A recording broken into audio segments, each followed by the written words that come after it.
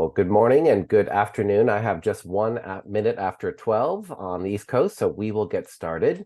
Hello, and thank you for joining us today for a media briefing on carbon reuse, sponsored by the Carbon Capture Coalition and the Bipartisan Policy Center. My name is Ben Finzel, and I'm president of Renew PR in Washington, D.C. I have the pleasure and the privilege of supporting the Carbon Capture Coalition on communications, and today I'll serve as the moderator for this discussion and Q&A. Over the next hour, we're going to host a dialogue with a group of innovators, advocates, government officials, and other experts on carbon reuse, one of the pillars of carbon management that also includes carbon capture, carbon storage, carbon transport, and carbon removal. We're going to hear from an impressive group of coalition members in just a few minutes, and then we'll have time for a live Q&A. But first, I'm happy to introduce our co-hosts for today, Jessie Stolark, the Executive Director of the Carbon Capture Coalition, and Fishman, the Director of Energy Policy and Carbon Management at the Bipartisan Policy Center. Jessie and Zan will provide brief welcome remarks and share a bit more about today's agenda. Jessie, over to you.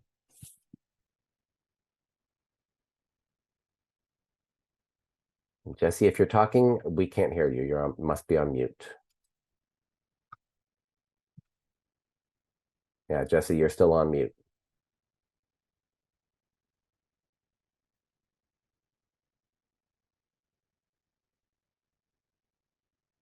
Maybe we'll start with Zan, because I can see Zan. So you want to unmute yourself, Zan, and we'll start with you, and then we'll go to Jessie. Sounds terrific. Well, thank you all for being here.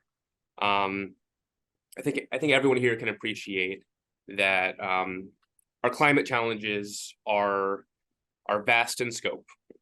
And if you look at any of the science, any of the major reports from the IPCC or modeling of how we get from here to net zero, we know that carbon management has a very important role to play, in addition to many other aspects of energy and climate policy.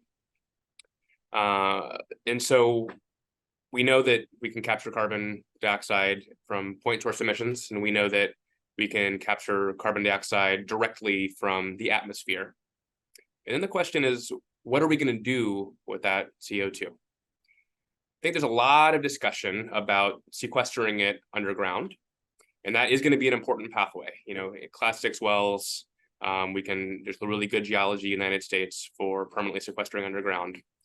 But that's not the only thing you can do with captured carbon dioxide. And that's what we're here to talk about today, is this alternate pathway of utilizing, reusing the CO2 to make some beneficial product. And it turns out there are a lot of different utilization pathways that you can go for. You can make fuels, all sorts of products, cement, plastics, chemicals. And I think we've got a lot of experts today to talk about some of the policy angles, the commercial angles, the technical aspects of this. And I just thank everyone for being here. I think it's a really exciting topic. And I think, people are starting to understand just how much of an opportunity this could be. So with that, I'm going to try Jessie again and see. Oh, sorry, my sound wasn't working. All right. I just kind of zoned out there.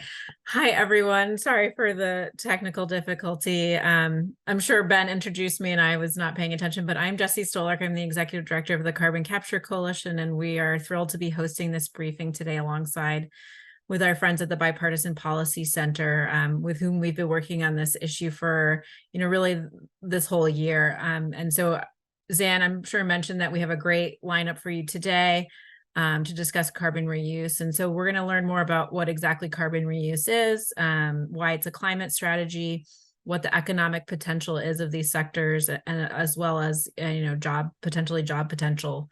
You're going to hear directly from two coalition member organizations that are developing these technologies, Carbon Free and Air Company, as well as from the Department of Energy. And I'll just mention, thanks to 45Q and complementary policy drivers that we'll discuss more today, the interest and investment in carbon reuse is expanding exponentially. So on a more personal note, the coalition, we just got back from our 2023 annual membership meeting, which was in Denver, Colorado. And we had the chance to convene with our membership of now more than 100 members who span industry, labor unions, and nonprofit organizations. And while we discussed all things carbon management, from capturing emissions at industry and power facilities to direct air capture to transporting, reuse, or storage of captured carbon emissions, what I'll note, for today's discussion is what really struck me is there is tremendous interest right now in carbon reuse. That's reflected in new reuse members in the coalition that have joined in the last year. The discussion that we had both in Colorado and have been having, this year with our labor union members, NGOs, and of course, carbon reuse members. And then, of course, I'm sure we're going to discuss at length the CCU Parity Act today, which is a key priority for the coalition membership. So with that, I'll hand things back over to Ben, and happy to answer any questions at the end of the briefing. And thank you all for joining us. Well, thank you, Jessie and Zan, very much. One additional note, we will have a live Q&A following our expert presentations. If you have a question, you can go ahead and put it in the chat now if you'd like, or you can wait and ask it live when we get to the Q&A portion. I will do my best to answer all the questions that we get today, and I'll follow up with any that we miss. Now we're going to hear from a really impressive group of experts on carbon reuse. Jessie kind of gave you a preview. First, we're going to hear from the Carbon Capture Coalition's carbon removal and reuse specialist, Sangeet Nepal, on potential carbon reuse pathways. Then we'll hear from Savita Bowman, Senior Program Manager at ClearPath, about why carbon reuse is needed. After that, we'll be joined by two industry experts, which Jessie mentioned before. They will talk about the economic impact of carbon reuse. We'll start with Martin Kiley, CEO of Carbon Free, and then go to Natalia Shirova, the Climate Policy Manager at Air Company. Following those presentations, Zan will come back from PPC, and he's going to talk about policy drivers for carbon reuse, and including, I would imagine, the CCU Parity Act. And then finally, Ian Rowe, the Acting Division Director of CO2 Removal and Conversion at the U.S. Department of Energy, will talk about federal support for carbon capture and utilization. Each person's going to speak in turn in the order in which I've just introduced them, so I'm not going to come back in between. That's too choppy. So I'm not going to tee them up. I'm going to do it all right now, and that way we have a nice flow of the conversation on the presentations. So let's get started first with Sangeet. Over to you. Thank you so much, Ben, for the introduction. Hi, everybody. Today I'm going to talk a little bit about the potential carbon reuse pathways. And let's go to the next slide. Yeah, so carbon reuse is, referred in many terms. Carbon conversion is the other terms people and experts usually use, but its statutory term is utilization or carbon utilization. And what it means basically is the reuse of carbon oxides, be it the carbon dioxide or carbon monoxide, from the exhaust of the industries and power facilities, or directly from the atmosphere to produce some valuable products. So these carbon dioxides or carbon monoxides are captured, and they are converted into some sort of valuable products, or in other words, reused to make some valuable products. And let's see where does exactly carbon reuse fit in the large picture of the whole suite of carbon management technologies.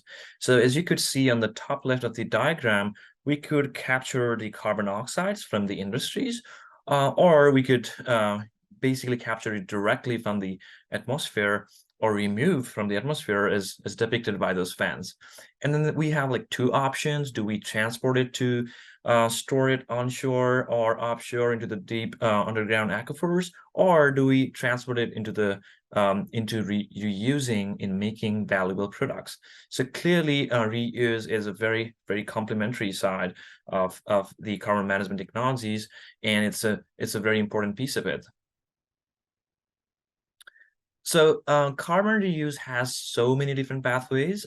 We are just here categorizing into 4 general pathways, and it's an evolving industry, and there's a lot of new things coming up. But in general, building materials are one of those pathways that companies, innovators have been reusing carbon in making concretes and aggregates and asphalts, and we'll hear a little bit more from our industry experts in the coming slides. But there are so many potential in those building materials. Same with the chemicals, methanol, ethanol, polymers, plastics, syngas, formic acids. All of those chemicals can be produced, can be reused can be produced by reusing the carbon dioxide. Algae is one of the importantly potential pathways.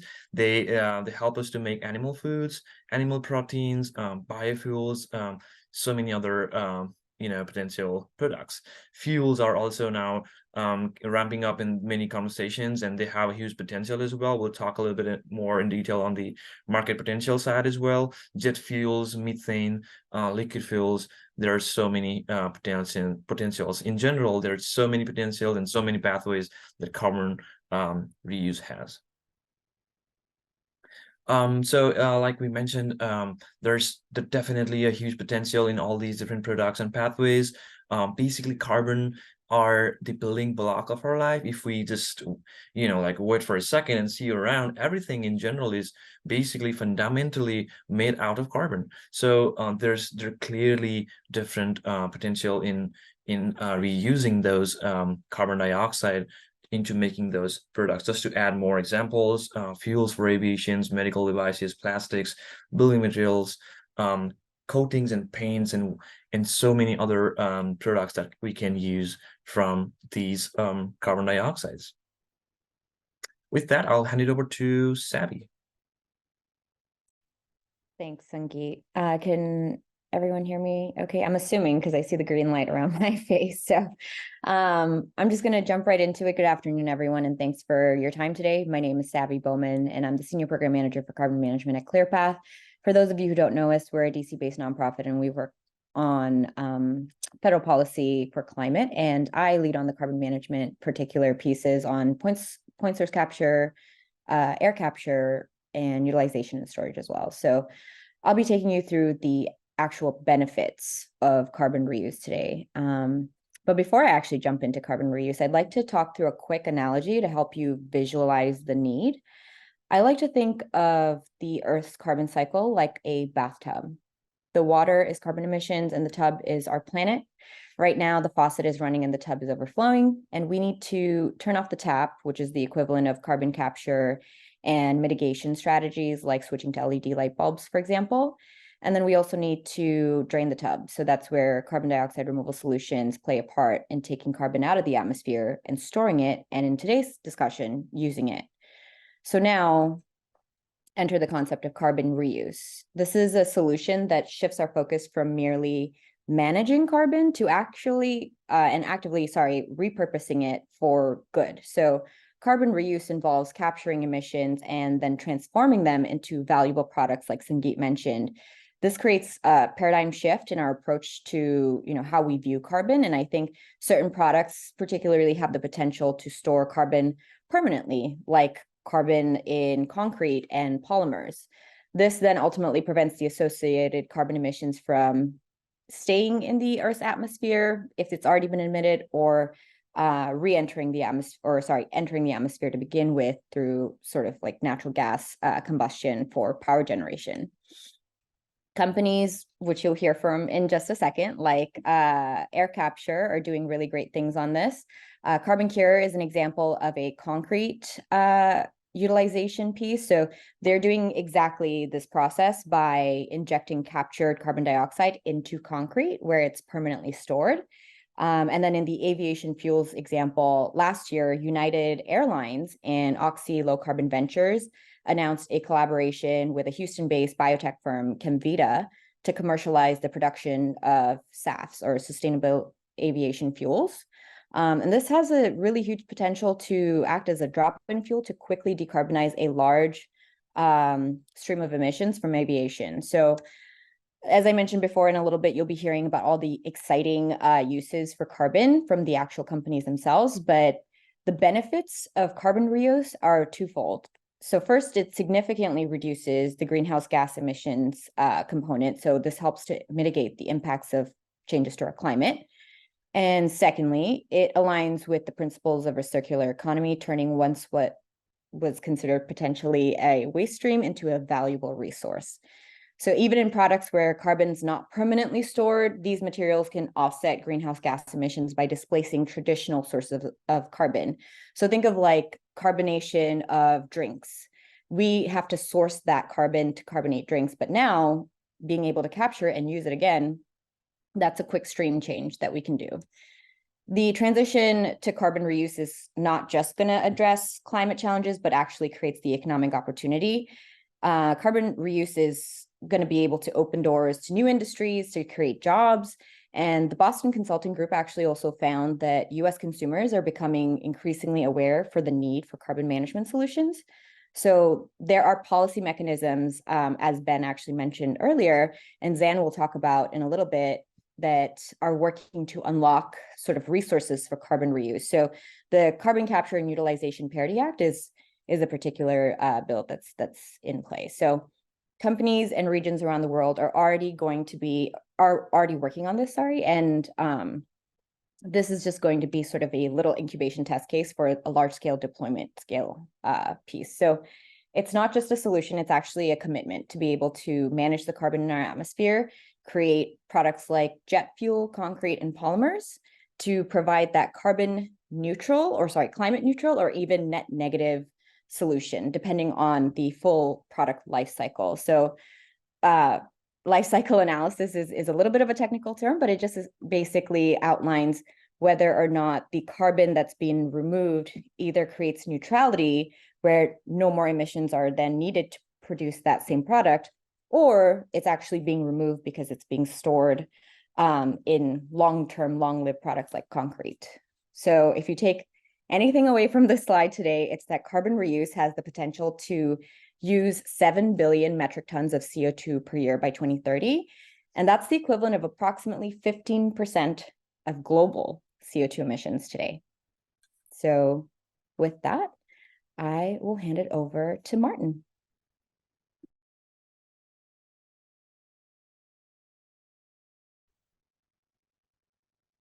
Hi,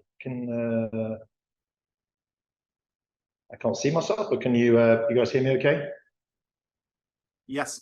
Yes, we can. Great, thank you. Hey, yeah, thanks very much, Savita. So yes, Martin Keatley, I'm the CEO at Carbon Free. We're based down in San Antonio in Texas. So I just want to pick up on what Savita and Sangeet have been talking about, and talk about sort of real life examples of what we're doing at Carbon Free. And just to build on a couple of things that have been spoken about already, and I think Sangeet put this very well. We're trying to get rid of CO2 out of the atmosphere, carbon dioxide. We cannot run a society without carbon. So we need carbon. Sometimes we talk about carbon removal, carbon. What we really mean is CO2 removal. So what CCU and carbon capture utilization is all about is saying we need carbon for a lot of things that we do, that we build, products that we use. I'll talk about some of those in a minute. But what we need to do is resource that carbon from the carbon that's in the CO2 that's either in the atmosphere or is going into the atmosphere from industrial processes. And that's really what carbon capture utilization is all about. At Carbon Free, we're focused on carbon mineralization. So we're talking about basically making synthetic minerals out of using CO2 as from an industrial emitter as the source. So this is just a simple sort of flow diagram of what we do. So in Carbon Free, we take CO2 directly from the flue gas of an industrial factory. So industrial emissions of CO2 represent just over 20% of all emissions. So they're only a little bit less than the overall emissions from power and electric vehicles. So they're a major part that we need to tackle, and we can't do without these industries. These are industries which are just critical to our quality of life. And so we need to find ways to decarbonize these industries. So Carbon Free, our Sky Cycle process, which is our patented process, we take the untreated flue gas. So think about the chimney on a steel plant. We literally divert that gas from going up the chimney into the atmosphere into our Sky Cycle plant. And with Sky Cycle, we can take that untreated. So we don't worry about other contaminants that are in there. And actually, one of the benefits of a lot of CCU processes are that we also treat other contaminants as well. Our patented Sky Cycle process runs a very low energy process. It has some very clever technology which uses simple basic chemistry of magnesium and calcium. And by capturing that CO2, we then make PCC. This is very high purity calcium carbonate. So calcium carbonate is limestone, but some of the uses for calcium carbonate require high quality food grade, pharmaceutical grade, and it's a high value specialty chemical. Today, it's made by digging limestone out of the ground. That's the source of carbon. It comes from that the carbon that's in that calcium carbonate that's in the ground. So by making it out of CO2 that would be going in the atmosphere, we're also stopping having to dig a mineral out of the ground as well. So further sustainability benefits. We make the high purity calcium carbonate, which is called PCC, and we sell it into the marketplace. And that's where carbon free makes its money. So at that point, we're running a profitable business capturing CO2. And that's another big difference with CCU technology players and companies rather than storage. So we need both. We need storage, we need utilization. Storage is always going to be a net cost to the emitter. If you are able to reutilize that CO2, then we make profit on the chemicals that we sell. So at that point, we're running a profitable process. We're also producing a carbon neutral PCC, which is then useful to the customers down the line who are buying those products. I'll talk a little more about that. And then on top of that, we're unable to play the part of 45Q as a CCU player. And we're able to sort of have that incrementally, which helps incentivize the emitter, our partners, and carbon free to enter the market with our technology. It's already been mentioned a couple of times. One of the challenges, you can imagine the development of SkyCycle technology. We've been doing it for over 18 years. We've invested 150 to $200 million in investing. That is a very, it's a very expensive process of innovation to get to this point.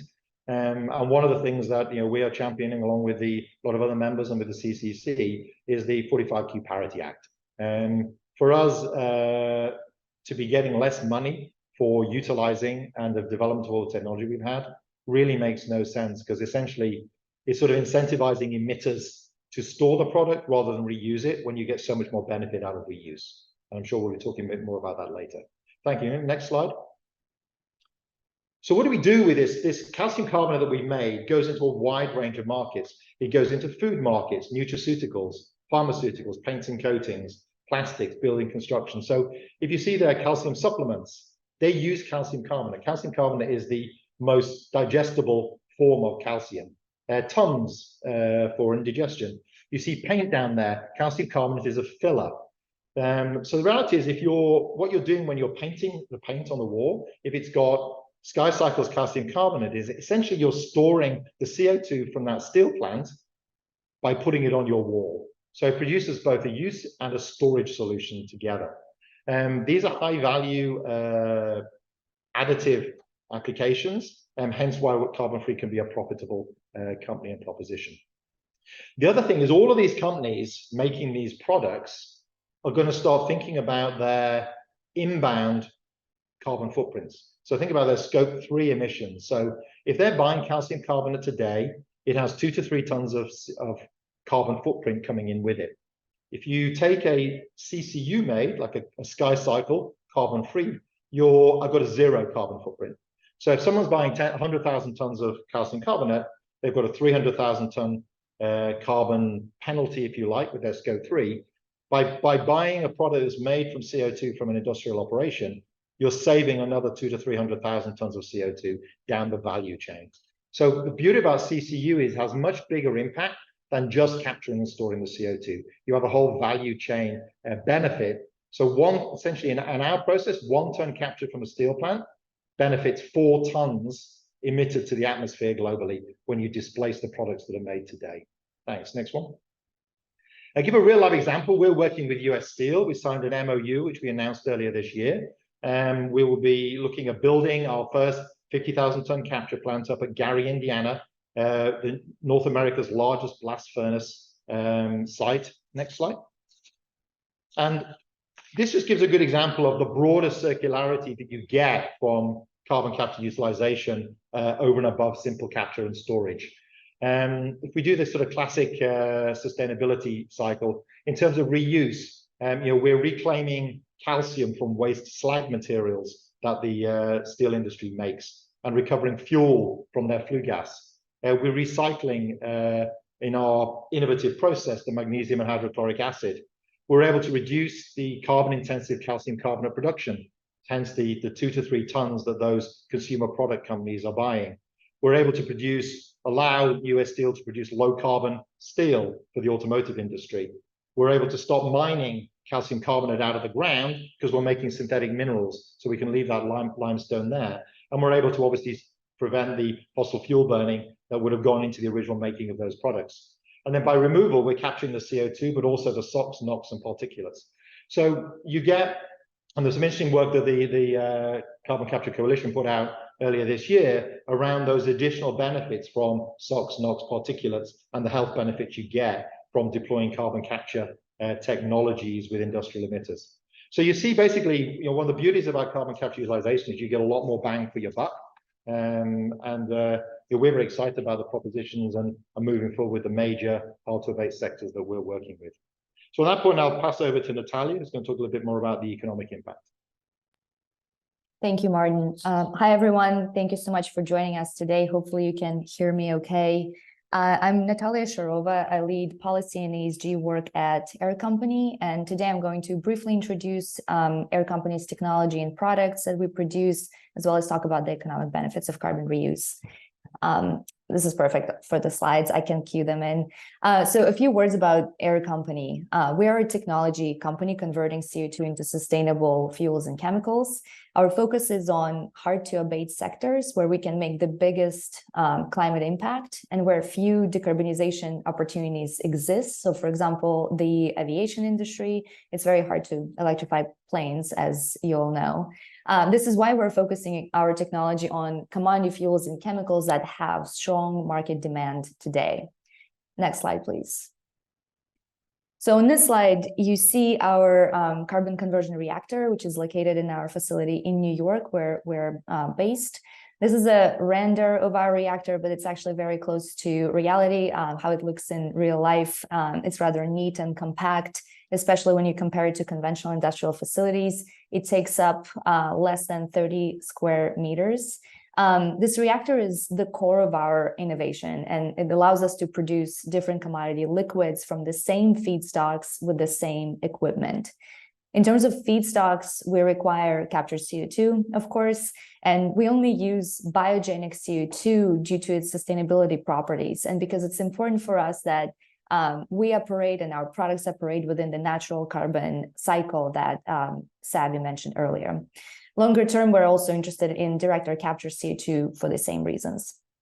The second feedstock that we rely on is for our products is green hydrogen made from renewable electricity, and that's where the energy component in our fuel comes from. These feedstocks interact with our catalysts that we develop for different products in this reactor, which then yields a reactor liquid that then goes through our separation and distillation system to yield the desirable product. Next slide, please. So just a little bit about our product. So to this, to date, we've developed catalysts and optimized our reactor system to produce 3 valuable commodities. It's sustainable aviation fuel, or SAF, it's methanol and ethanol. All of Air-made products have significant carbon intensity reduction benefits compared to incumbents. So for example, in the aviation industry, our fuel is carbon neutral on a full life cycle basis compared to conventional fossil jet fuel. Our products are also 100% drop-in, which means they have the same chemical composition as the conventional fuels and chemicals, which means that they can be used in existing infrastructure and can be integrated in existing supply chains. These 2 factors, the CI reduction and the drop-in nature of our products, underscore the climate benefit of Air Company's technology. Our products can displace the conventional carbon-intensive incumbents such as fossil fuels, and thus drive down the net GHG emissions without disrupting the existing supply chains and while supporting industries that rely on those fuels and chemicals today. This also means that we can leverage the existing infrastructure longer while decarbonizing our economy. It also means that CO2 becomes an important manufacturing feedstock, which has at least 2 major benefits. First, it's beneficial for climate change mitigation. Once CO2 becomes a widely used feedstock, then it has economic value, and then it makes it less economical for emitters to vent it into the atmosphere. And I anticipate that this dynamic will encourage more emitters to install carbon capture equipment because now there is value to that CO2 and there's growing market demand. Second, this diversifies feedstocks. So now you can make the same things with different inputs, which are, by the way, much cleaner. This also means more supply chain resiliency and benefits such as fuel and energy independence. The last thing I'm going to mention on our technology here is that our reactor that you saw earlier is modular, which means that it can be deployed flexibly wherever the feedstocks are. So longer term, our goal is to deploy our technology as widely as possible and let as many industries as possible use it. So with that, I'll pause here, and I think I'm turning it over to Martin again to talk about the economic benefits. Right. Thanks, Natalia. Yeah, so if we think about, again, we're just reminding us we can't do without carbon, so therefore the carbon markets and economy, think of it, the carbon use economy, is very, very significant. So you can see some stats which are pretty old here now from 2016 from the Global CO2 Roadmap Initiative, showing that by 2030, we'll have a market for carbon of over $800 billion. And the table here is, I think, a great one of showing just a small cross-section of some of the utilization markets in terms of building materials and huge. And these are huge global economic markets moving into the hundreds of billions of dollars and up to $1 trillion when you talk about things like the fuels and jet fuels. So these are very significant and attractive markets to get into. And again, just harping on the same piece about what we talked a little bit about the parity Act. This is where we want to really be stimulating innovation in the US to bring about technologies like a couple of the ones that we're talking about today, because they can actually then access large portions of this market globally. We're also reinventing manufacturing. These are all jobs what Natalia was talking about, what I've been talking about in carbon free. We're talking about building real manufacturing plants to make real products. There's been we all talk about the significant decline in manufacturing that there's been over the last 20, 30 years. So this is very much a renaissance, I like to think of it, of manufacturing, which is coming out of solving the problem of CO2 removal. So Natalia will talk a little bit more, but we'll be creating really high-skilled, high-quality jobs, and we'll be re-onshoring production. So the PCC, the calcium carbonate that I was talking about 20% of the PCC in the US is imported from the EU, from China. By producing PCC onshore from things like steel gas emissions, we'll be able to bring that manufacturing back into the US. So it's a very exciting opportunity. The other piece I think is also we are sustaining jobs at the and the markets and the economic potential for people like US Steel. So they employ 3,000-4,000 people at Gary, Indiana. It's a very large economic piece. They want to be making steel in the US for the automotive industry, and we're able to support that by helping them down their decarbonization route. Natalia, I think I'm handing back to you to finish off on the jobs and economic piece. Yeah, that's perfect. Thank you. So I'll build on what Martin just said, but just first wanted to reiterate that carbon reuse is an important complement to large-scale carbon storage from the climate perspective. It also creates value-added markets as well as carbon reuse opportunities for facilities capturing CO2 while also creating long-term circular supply chains. Importantly, and Martin mentioned some of that, carbon reuse technologies create new manufacturing industries and also diversify manufacturing feedstocks that our economy relies on, reduce our dependence on carbon-intensive products such as fossil fuels, and create well-paying jobs. As the US is working to transition to a more sustainable and less carbon-intensive economy, jobs that can be created by the carbon reuse industry will offer new opportunities for communities through high wages, as well as allow workers to transition their skill sets to clean energy jobs. The example I like to make is that to work in a e-fuels industry, which is essentially what we do, you need the same, on the R&D and engineering side, you need the same skill set as you need to work in a refinery. So it's really exciting. We have quite a few people, that came from the oil and gas industry that work with us today. So this is a really clear and exciting skill set transition opportunity as well. And lastly, I wanted to mention here that carbon reuse has been recognized increasingly in its role in climate change mitigation. So recent modeling from the IEA and the Global CCS Institute point to the importance of scaling carbon reuse to meet the net zero targets. And synthetic fuels are in particular recognized because they're, they're pretty much the only opportunity to decarbonize heavy duty maritime shipping and aviation industry. With that, I'll turn over to Zan. Thank you. All right. So I'm going to try to go quickly so we have plenty of time reserved for Q&A at the end. I think by now it's pretty clear the amazing opportunities that exist for carbon reuse, carbon utilization, both in terms of its climate benefit and the economic opportunity. So what is the government doing and what could the government do? Right now, the biggest driver for utilization comes from the 45Q tax credit. That tax credit was recently enhanced as part of the Inflation Reduction Act. And if you're familiar with it, you know that there are two different values of 45Q that you can get based on how you capture the CO2, and kind of two more based on then what you do with it. So either way, whether you capture it from point source or you remove it from the air through direct air capture,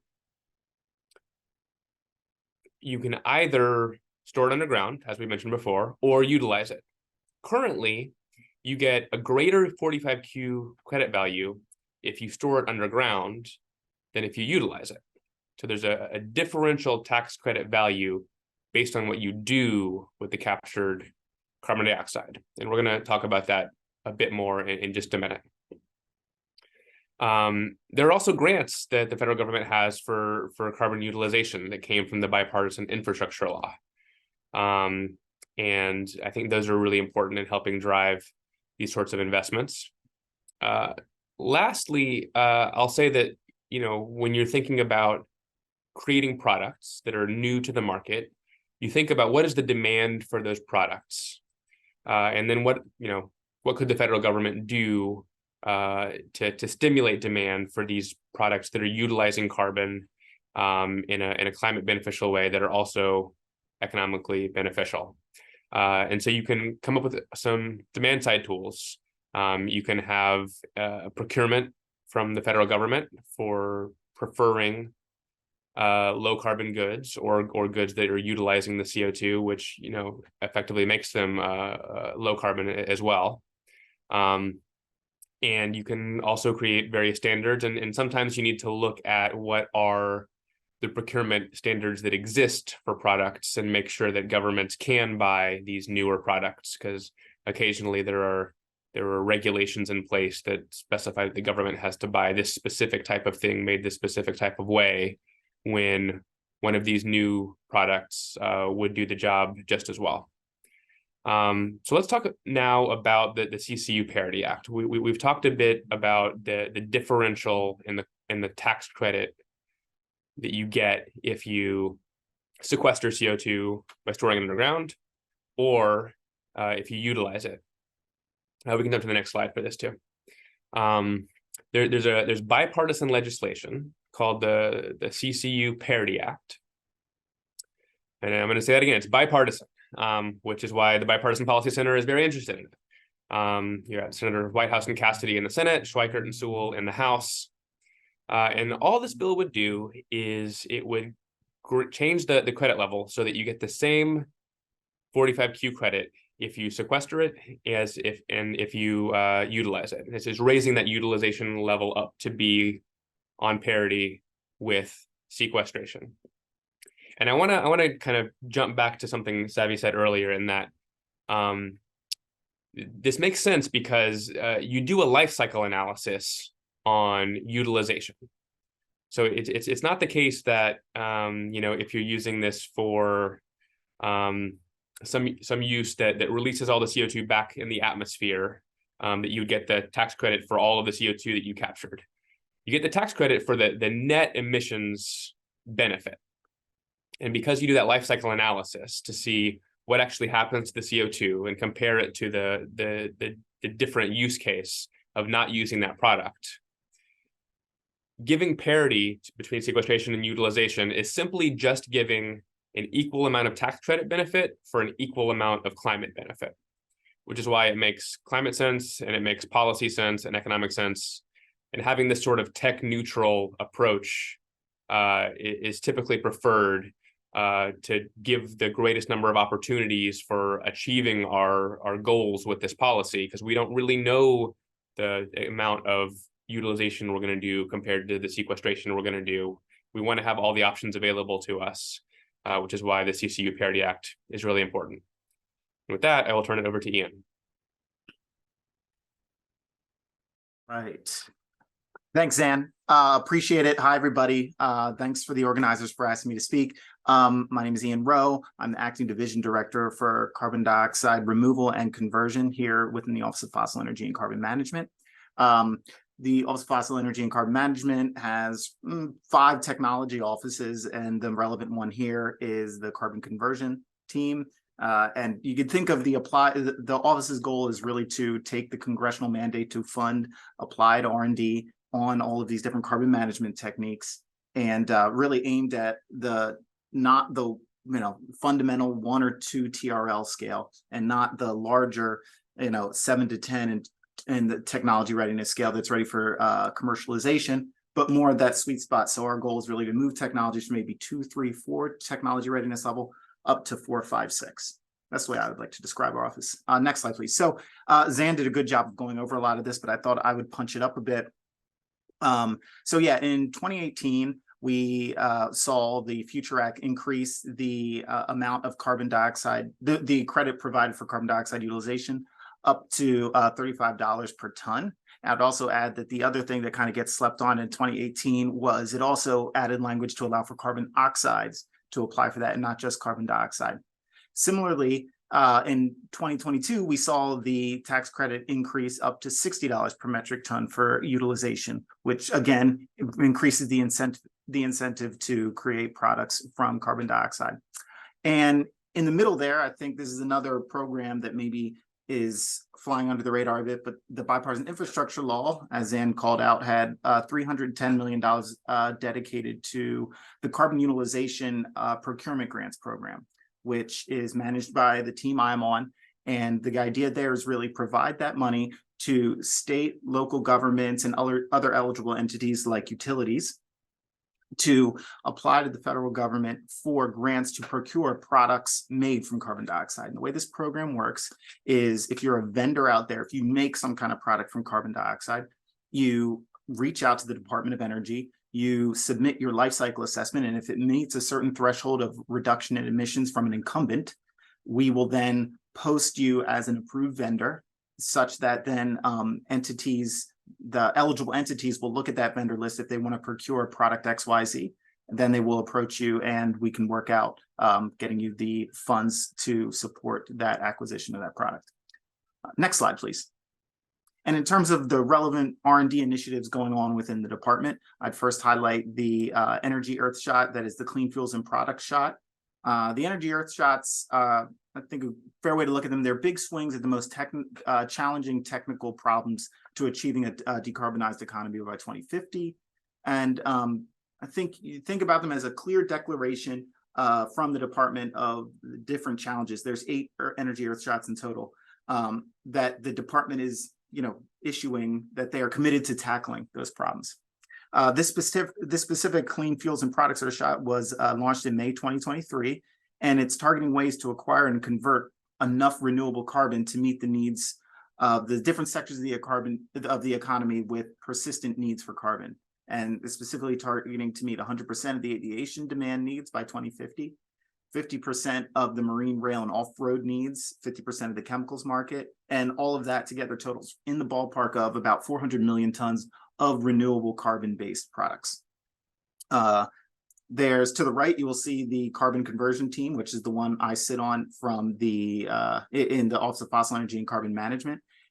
Three rough R&D areas we perform R&D on. The catalytic conversion of carbon dioxide to fuels, chemicals, and products. You can think thermochemical conversion, electrochemical conversion, plasma-based conversion, etc. There's the biological part, which is in the uptake branch over there to the left. This would be mostly algae-based work, so think of photosynthetic processes to convert carbon dioxide.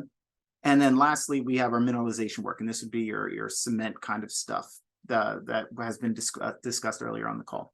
Lastly, on the left, you will see the carbon dioxide reduction and upgrading for e-fuels consortia, or CREW consortia, which launched about 2 years ago now. And what this consortia's goal is to perform R&D on making e-fuels and other CO2 derived products with three main pillars: carbon dioxide reduction to intermediates such as carbon monoxide, formic acid, methanol via direct electric catalysis, the upgrading of those intermediates mostly by biological routes. So think of biological syngas conversion, biological conversion of formic acid. And then lastly, an analysis team that really tackles the hard techno-economic and life cycle analysis associated questions with converting carbon dioxide to fuels and chemicals. How do you make sure that your fuel or chemical has a benefit and not a detriment to the environment? And what space should it occupy within a broader decarbonized economy that is also looking to decarbonize carbon-based products with biomass or other sources of renewable carbon? And with that, I believe we're ready to kick it back for Q&A. Yes, thank you, Ian and all. Wow, that was a lot of terrific content. My goodness. We will be sharing a link to this recording and also to the slide deck, so never fear. There was all that great content. You'll get to look at it again. We are ready for questions now, and we've started getting some in the chat, which is just terrific. I'm going to do the ones from the chat first, and then from there, if you want to ask one live, you can, or you can just continue to put them in the chat. The first question is from Coco Lu at Bloomberg. Thanks for this great briefing. I wonder if Martin and Natalia could please share their insights about major hurdles facing CCU companies in scaling up their practice. Who wants to go first? I'm sure you have lots of stories. I can jump in quickly. So one of the things that sort of need to happen for the carbon conversion industry to grow is for more emitters to capture CO2. To this day, majority of CO2 sources, industrial facilities still vent their CO2 into the atmosphere. So, we know that CO2 as a feedstock is abundant, and obviously it's a big climate problem, but there still needs to be infrastructure to harness it. It's a missed economic opportunity and also a missed huge climate benefit. So that is why the increased tax credit value is so important. So for us, we don't see the tax credit as going to us necessarily, but rather going into the capturing facility to incentivize them to install carbon capture equipment and to harness it as a feedstock. However, if the tax credit value is low, as it is currently, there is not much to gain for the emitter, and the burden of compensating for the tax credit value and potentially paying even more for that CO2 falls on the carbon conversion company. And by the way, we're a nascent industry. We also have to compete with our products with incumbents. And as you know, sustainable products have a green premium. And for us to compete with incumbents, we have to do everything in our power to reduce the green premium, which means that we need to minimize our costs, including the cost of feedstock procurement, as much as possible. So that's where this tax credit parity could play a really important role. Martin? Yeah, thanks, Natalia. Yeah, just building on what Natalia said, I think one of the challenges at the moment, and it's a great question, Coco, is that there's a whole plethora of different opportunities and options out there, and emitters it's almost like a paralysis by analysis. And I think the reality is that we're going to have to start acting and actually capturing CO2. One of the beauties of the CCU plays that Natalia and I are talking about, and a lot of the other companies, we're not the only ones out there, is that you can get into carbon capture today. We're technologies which are at high TRL levels, ready to run today. You can start capturing at the 50, several 100,000 tons a year rate. So you don't need to be sort of overfaced by multi-million tongue capture and storage projects, and also you're not reliant on other third-party infrastructure that's needed, like pipelines and wells. So yeah, I think it's getting a higher profile, which is why we're doing a session like today about why CCU can play an important part, but particularly can play an important part now. And it's a great entry point for emitters who may ultimately have multiple different technologies. Well said, both of you. Thank you so much. Next question came from Luke Johnson at Energy Intelligence. We already answered it in the chat, but just for everyone, in case you're not monitoring the chat, Luke asked if the CCU Parity Act also creates parity for CO2 that is used for enhanced oil recovery. The answer is no. In fact, as Madeline pointed out, it is explicitly not included. So next question is from Carlos Anchando at E&E News, and he is asking this of Ian. For carbon utilization projects funded by DOE, how does the department engage with the public? Why hasn't DOE made community benefits plans public for DAC projects? All right, I'll start with the first one on the carbon utilization front. So I would say there's two ways we engage with the public on those. One is we have our open to the public annual program review, where all projects come, they present to the public, and they discuss their R&D, where they're at, what their end milestones are, and how they're progressing towards those. In addition, new projects are required to submit a community benefits plan associated with the projects. Now, these are the carbon utilization projects we work on in the department are relatively small compared to the larger direct air capture projects that were also described in the question. So think of these more on the hundreds of thousands of dollars to $1 million research project versus huge deployment projects. To the second question on the DAC hubs project specifically, yes, engaging with the community is extremely important, and we're making every effort to do that there. On the community benefits plan, though, specifically, the DAC hubs projects are actually managed by our Office of Clean Energy Demonstrations, not by the Office of Fossil Energy and Carbon Management. So I don't have great insight into that, and I would direct your question toward them. Thank you, Ian. Appreciate that. Next question is from Allison Prang at Politico. Wanted to ask about the current politics at play on the Hill. What's the potential for passage of the CCU Parity Act looking like? I'm guessing this is a Zan and Jessie question, but if others want to weigh in, by all means. Yeah, I can start, and others can definitely jump in. Look, it's always a hard question to answer. Is, when is going to be the right time for this bill to pass? For starters, it's bipartisan, so that's very helpful, and it's got really good members who are on respected on these topics supporting it. So that really helps. Every year there's a potential for a tax extenders bill, right? At the end of the year, there's always tax extenders. There's, some chance that this could be included on that. But I think we all know that the fiscal challenges facing the country are large, and deficits are of increased concern. Then I'll say to, lastly, that there's going to be a really big opportunity in 2025 for lots of tax policy in general. A lot of the Trump tax cuts are going to expire, and there will almost certainly be some sort of tax reform bill that year, which will involve some combination of, extending things that would expire and creating new things and making changes. And if the CCU Parity Act doesn't pass before then, I would think that would also be a very good opportunity. Yeah, and I can just add very briefly, I agree with everything that Zan just said, and that is just so important to, we recognize that this is kind of an uphill climb at the moment on anything related to tax policy, but it's really important to begin socializing this issue with congressional offices now. Thank you. Anyone else quickly before I move on? We have a lot more questions in the chat, which is great. No, okay, I'm going to skip ahead. So Craig Bettenhausen at Chemical and Engineering News had two questions. One of them refers back to an earlier question from Luke. So we're going to do that one first. The most recent publicized versions of the 45Q Parity Act did not disqualify EOR. When did that change? Can any panelist point us to where we can confirm that change? And I think we're going to start with Zan and then go to Madeline Morrison, our Director of Government Affairs. To my knowledge, every version of this bill has never included EOR. I'll hunt for the bill text while we go to another question, but I'll just say that in general, the mechanic of the bill works like this. There's a section on sequestration, and then there's a section on utilization that is split into two parts, one for EOR and a separate one for other utilization. And the bill basically amends the other and not the utilization part. I'll hunt for the bill text. So we'll go to Madeline next and then Savvy.